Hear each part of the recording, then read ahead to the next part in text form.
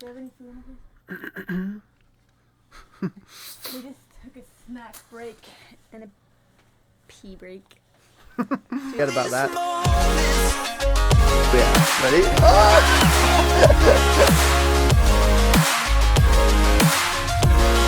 It's in these moments. Oh, I know that you've been waiting. It's in these moments. We're working, honey. Talk about how you peed the bed. That was a sad thing. You're like, this is your It was a bad interview, day. not mine. How dare you? Let's tell embarrassing stories about you, Amanda. I don't What have was one of your most embarrassing? What? I remember you eating cereal in the back of a barn. What do you mean you don't have embarrassing things to tell? That's not even embarrassing. Let me tell you. Oh, you know about my Hollister story. Oh, yeah. We're not going to talk about that. That's for Patreon members only. I actually think I've already told all my Patreon members every single embarrassing story I've ever had. Really? All of them? Okay, maybe not all. Just some that I might go to the grave with. Nice. But are there some things that you've told me, but not your Patreon followers? Well, yes. Like embarrassing stories? I Nothing feel about that like one? I've told you like embarrassing dating stories that I'm too embarrassed to tell other people. Oh. I think you've done the same. I can relate. I see that. What else? I'm trying to think of things that I've told you that I haven't told my Patreon family. I'm pretty open with the Patreon family because they're really loving, but I don't like talking about stuff like that on the lower level because we know the order members got on there, and so I'm like, I just have to be careful with the lower level and treat it as though it's going to get spread around the order because it was getting spread around the order. In fact, I'm pretty sure there's an order member that video records all of our Patreon videos and then sends them around to order members. Well, and I was told that every single one of my YouTube videos is recorded and put in like a library of order information. Like What? by one of Paul's son's wives. Whoa. So every time a video gets posted, even if I delete it, they will have it forever. I don't know if they plan on suing me. I hope they do. That's Maybe cut creepy that part though. out. That Cut that sucks part out because about that means they're Don't just send trying me. to they're just gonna try to keep you on edge all the time, man. Because they really are probably critiquing everything, looking for any little mistake or anything they can get on you. That would suck. I also feel like, at first I was like, why would they even care? But then I'm like, well, Dad watches all of my videos, and I think it's just so that they can feel like they're one step ahead of me. Because Like, to as them, kids, it's yeah. a big chess game. Pretty much life in general is a big chess game, and they want to win so bad. When I came out with that video talking about how paying rent to your parents as a minor is illegal, then kids started to be like, really? And Googling that and realizing and then fighting their parents on it. Like, Jacob started to bring it up to his dad. And then when I made the video talking about how overtime is time and a half and it's illegal that they're paying you only an extra $1 an hour, and they started to realize how against the law it really was. So I think they were caught off guard when the kids were figuring that stuff out. They're like, where are they figuring this out from? So they had to watch my stuff to be like, okay, here's our response when the kids start getting upset, you know? That's what I think. But I don't talk to them, so I don't know. I'm just having to, I guess, play that chess game with them, like trying to be steps ahead of them while they're trying to be steps ahead of me. Dang. But, I don't know. That's wild. Well, I'm glad you're getting the information out there, though. That is awesome. Yeah. Are we still doing questions from the subscribers? We just have 2 more from the subscribers because we just ended on the one that said, what's the best and the worst thing about being a single woman on the outside? And so now we got 2 last ones related to school asking, do you think you'll ever go back to college? So when I was married, I was going to school for dental hygiene, and it was mostly just because it was for money. I don't have a passion for that. And so then when I got divorced, I was like resituating, like, do I even want to go to school for that? Am I going to be happy doing that? And then I looked back, like, psychology was the only thing I really enjoyed learning about. So I feel like if I go back, it's going to either be for psychology or taking an art class to do better at my arts. Something that I really enjoy because I just think I'm at the point in my life where I don't want to waste years of my time doing things I'm not passionate about.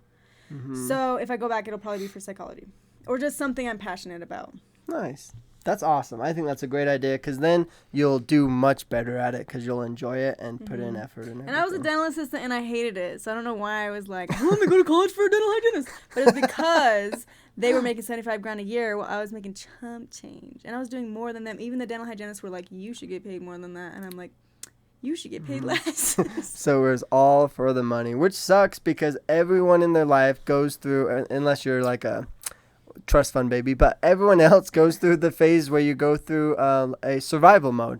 And it's like money is the core of what you're thinking about all the time, what you need, because you need it to survive in this world. I even think trust fund babies go through that point where they're like, what do I want to do with my life, you know? Mm-hmm. And like, what is important, money or passion? You know? True. I think everyone goes through that phase. For sure, yeah.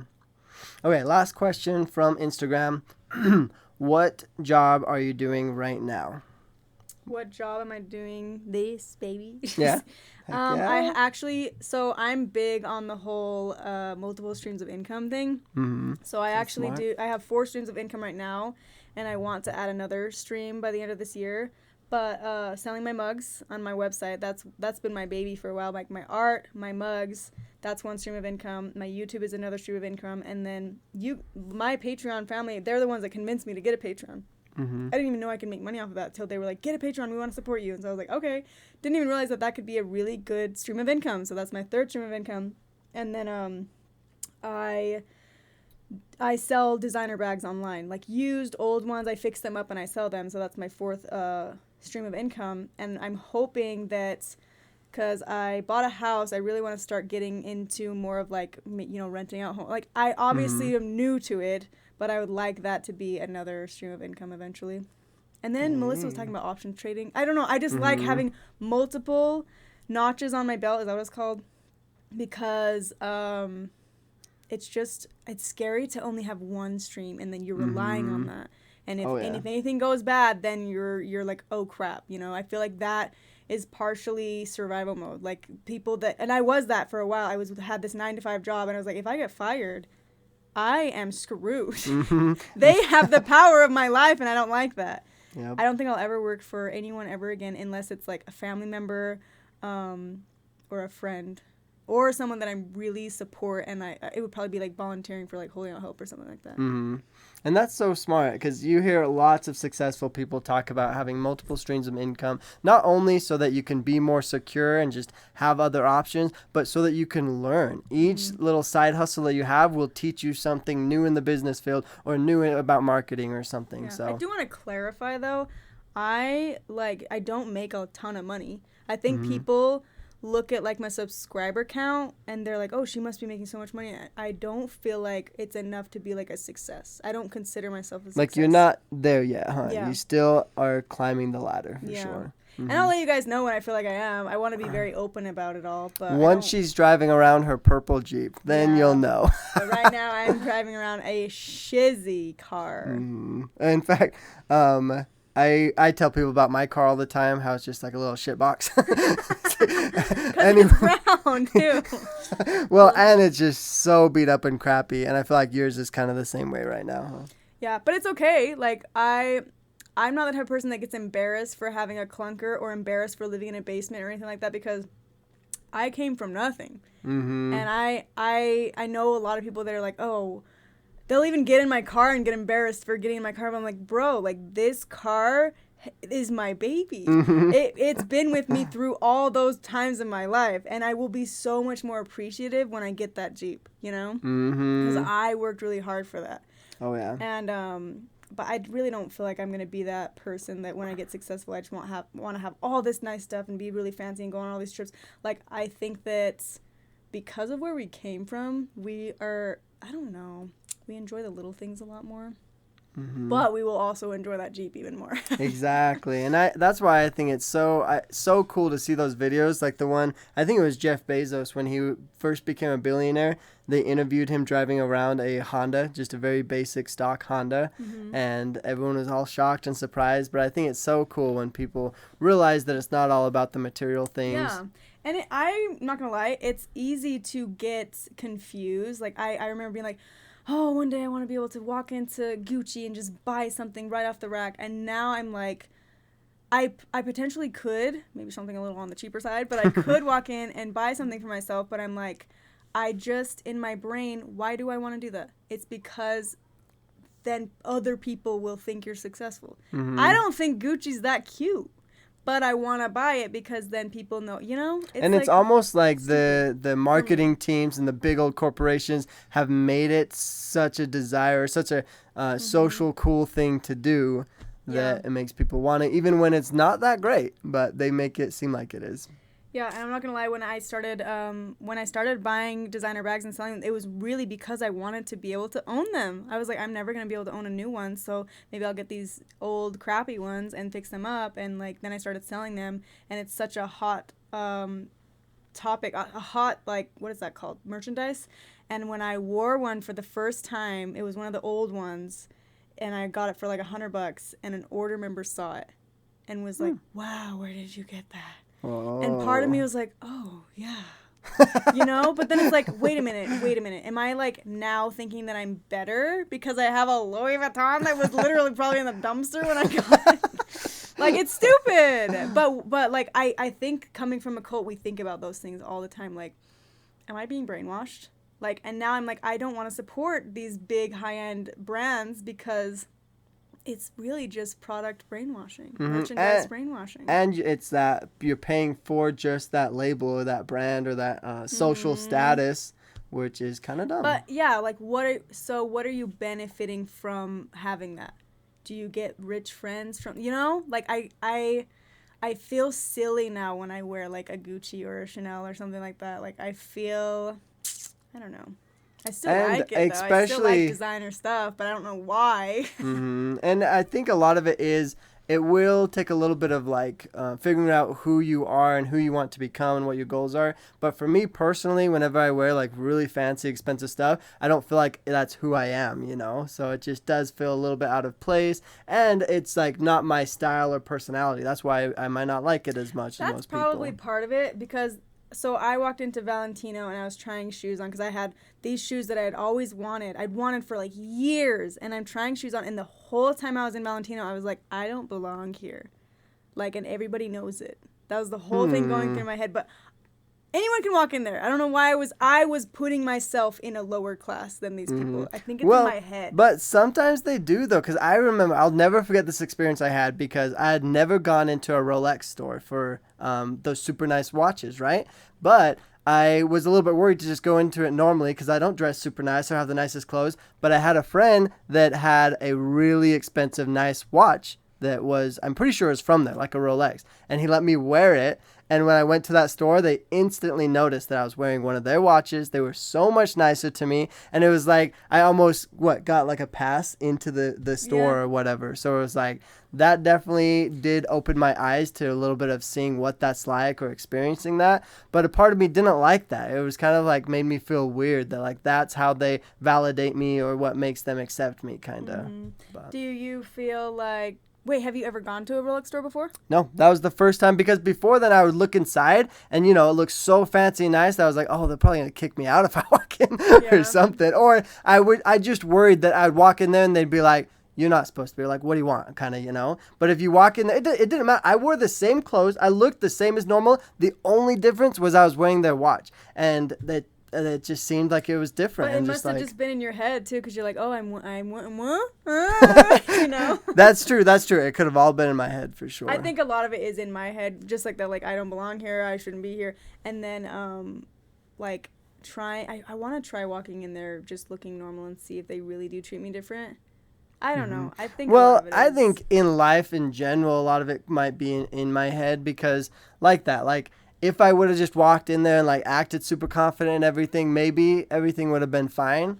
But who knows? I don't know if I would have the confidence to do it. Sometimes I think that mindset holds us back. Definitely. Because we are subconsciously putting ourselves as less than. And so, I don't know. I guess I'm learning a lot about myself right now. Yeah. I do still stand by the fact that like these name brands really profit off of making us think that like put so much value in something that like I just don't see like why if you step back and look at Gucci, Prada, Louis Vuitton and see the price tags on that, if you were to see that at Walmart, you would be like, why would this be worth this amount? And that's not, you know? Yep. But we have done that to ourselves as a society. It's very interesting, man. But that's why I like talking about it, and I like doing experiments like that. I think it would be so cool to do like a video of that, like trying to walk into a way nice fancy store looking like a homeless man or something, you know?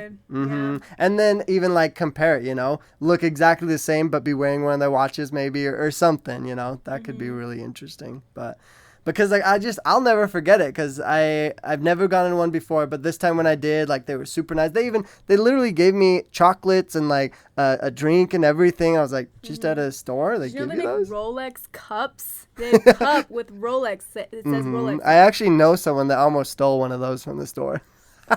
Who?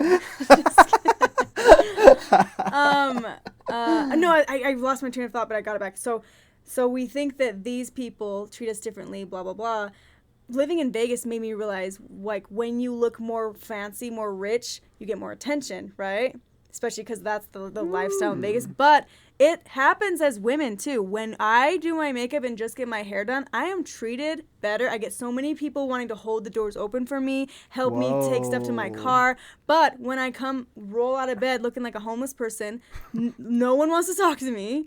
I'm the same person, but appearance really is so valued.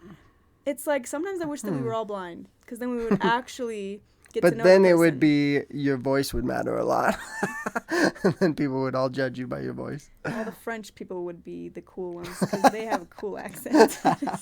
Dang, it would be super interesting to see the difference. There would still be, even if we were blind, there would still be a sense of racism because of your accent. It would. I feel like it's human. It's just human to want to have your community, and it's just like how you go to different high schools and you hate the other high school just because it's different than yours.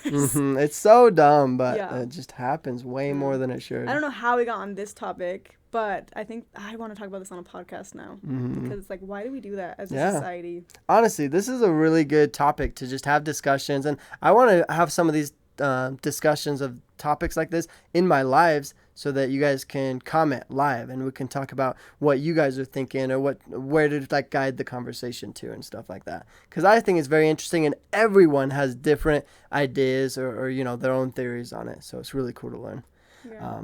Back to the question though, because we were talking kind of about like what you do for work and things. Do you have like a goal or certain things that you're working towards, or like how would you describe that? So I would recommend anyone who has like their own business or their own like monthly goals for money or whatever.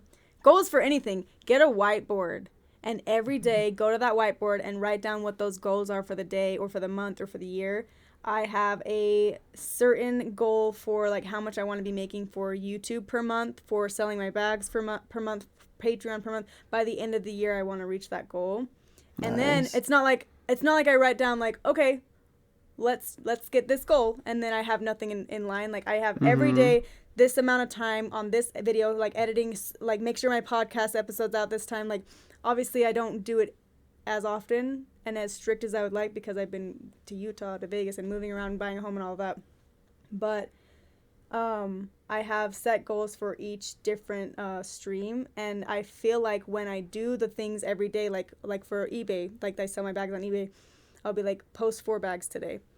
Nice. Put this bag up for auction today. Then that's what you need to cut. Well, it might not even be that big of an issue, but yeah, just in case. I bet you a lot of people do it. But yeah, so I do have goals on each thing. But the hard part about having multiple streams of income in multiple areas is focusing too much on one, then the other ones. It's kind of like when you have 10 kids. Sure.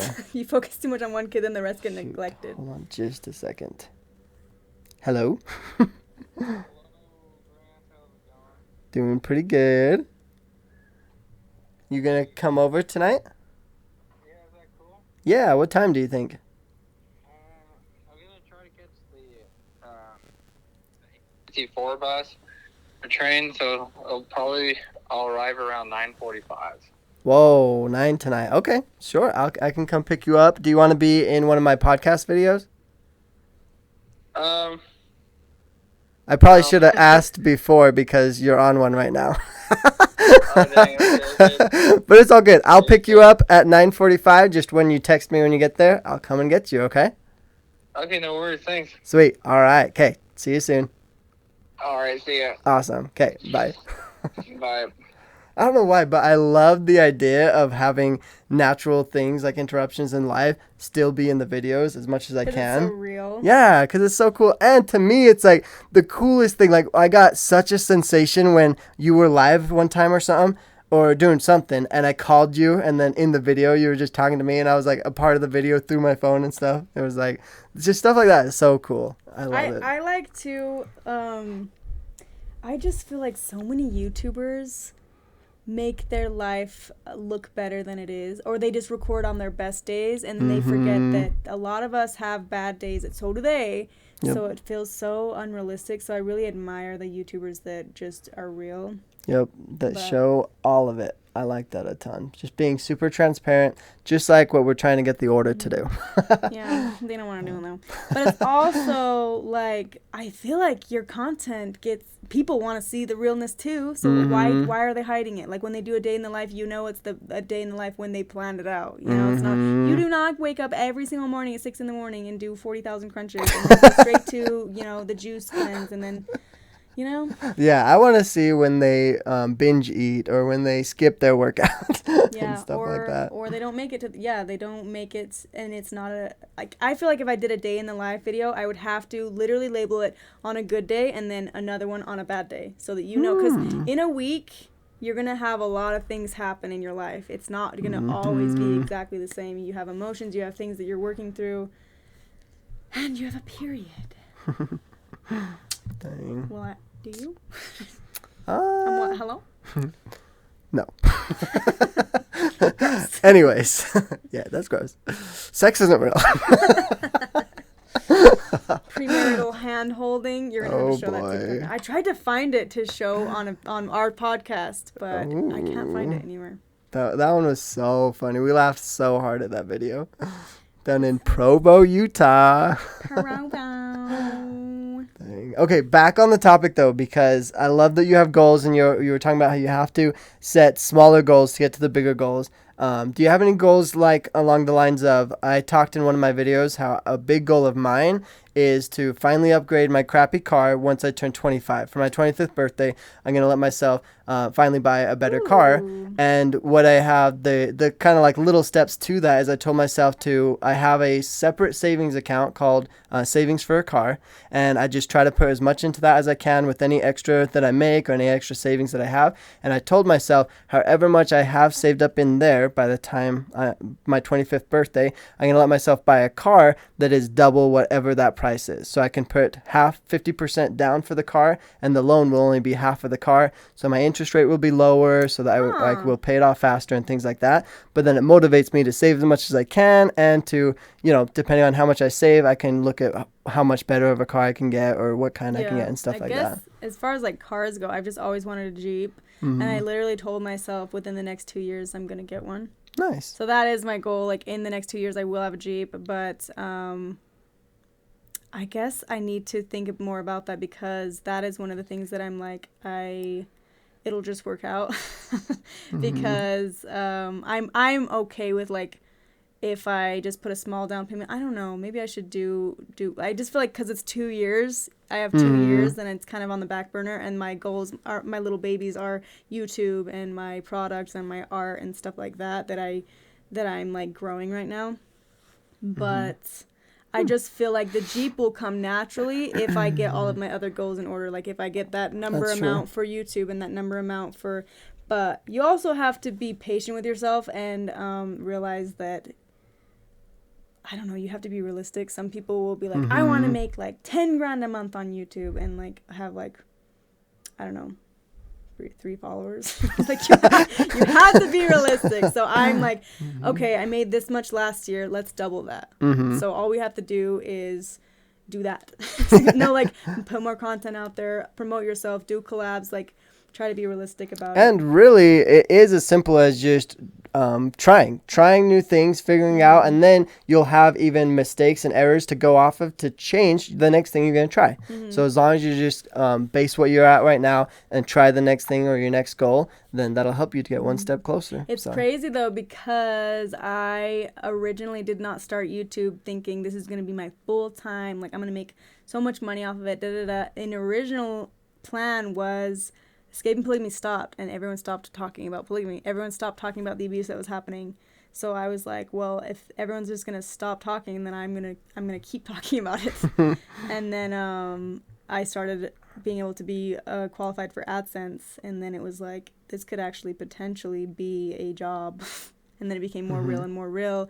And I think that's also why I stopped going to school too. I was like, why am I going to school for something that I don't even like, when YouTube is something that I actually really enjoy? And if you think about it, if you put as much work and effort as you have to for all those college classes and going to school month after month, year after year, you could create a business off of just that amount of effort, you know? That's something that I almost feel like America, I don't want to say America, but like big governments, big corporate America, I guess, doesn't want the people to invest in themselves. They'd rather them invest in the companies and invest in the, rather than themselves and become independent, because I don't know. I just feel like everyone feels like what you have to do is work a 9-to-5 job. It's a system, man, and people get sucked into it. Because the second that I just took my leap of faith and quit the 9-to-5 and just dove into really focusing on growing myself, my business, my plans, I make more money than I made at my 9-to-5. And I'm not, and just like you said, it's growing. It's like when you're at your 9-to-5, once you're quit, you have no money. You're not getting any more income. With this, I can take a break and I'm still like, I can go to sleep and I see that my AdSense made money overnight. Like, it's such a cool feeling to go to sleep and wake up and someone bought your product. You made money while you were sleeping. That is so cool. You can't do that when you work for someone else. Yep, that's so true. That's why I say if I did work for someone else, it would have to be like you or someone that I am like friends with or family with, because you get something out of that. You feel good. And in a way that you can reach more of a potential, because at a 9-to-5, you're at your roof the whole time, the day you start to the day you quit. Whereas with doing your own side hustles or your own company or your own business, the sky's the limit. Yeah, there's no limit. It's really cool. I like that. Yeah, and it's crazy to think like we left a cult and we're brainwashed there, but have you noticed this? Everywhere you go, it's kind of a cult if you let it be. You can let your mind be a cult. So true. Overthink it too much sometimes. Yeah, but I think that's why it's so, like, we've been able to progress and like grow a lot faster than a lot of people, because we already left, with being used to being on edge or having to question everything and figure stuff out. I don't want to say I grew a lot faster than everyone else, because when I first left, I was hitting a wall over and over. Like, why am I miserable? Why am I depressed? I worked for minimum wage so much. Like, I did not value myself, and I was kind of like in a hamster wheel wondering why I wasn't growing. So, and then I started putting the work into myself. So I feel bad saying, we grew a lot faster. Well, that's like going back talking about survival mode, because I agree. When I was in survival mode, it definitely is different. It's so much harder to progress. So you do have to get your baseline covered and take care of the essentials before you really can focus on yourself. And a lot of people spend their whole life in survival mode. And I think it's that mindset, like, this is just the way life is, my 9-to-5, like I can't do my own business. Like, you put yourself in that box, like I'm less than, and then you will be less than. And I did that for a long time. Yeah, and when you just follow the trends of a lot of people, a lot of the times it's just they get used to either getting into a lot of debt and getting to where their expenses are exactly what they make, and you get stuck in that living paycheck to paycheck, and then you really it makes it so much harder to get out of survival mode, because you kind of dug yourself in this hole. You trapped yourself a little bit, but there's always a way out. Like, by saying I'm trapped and I can't, then you are. But if you say, I'm going to get out of this, I am progressing, I'm doing better, like I'm working on myself, and then you will, I really think there's power to words and your belief of yourself. Yep. And manifesting it really does help it to start that process of becoming true. So, And I don't know why I feel bad that we said grow faster than people, because I know a lot of people who are younger than me that are way more progressed than me. I think it really just takes you looking inward and self-reflecting and working on this, and then everything else will line up.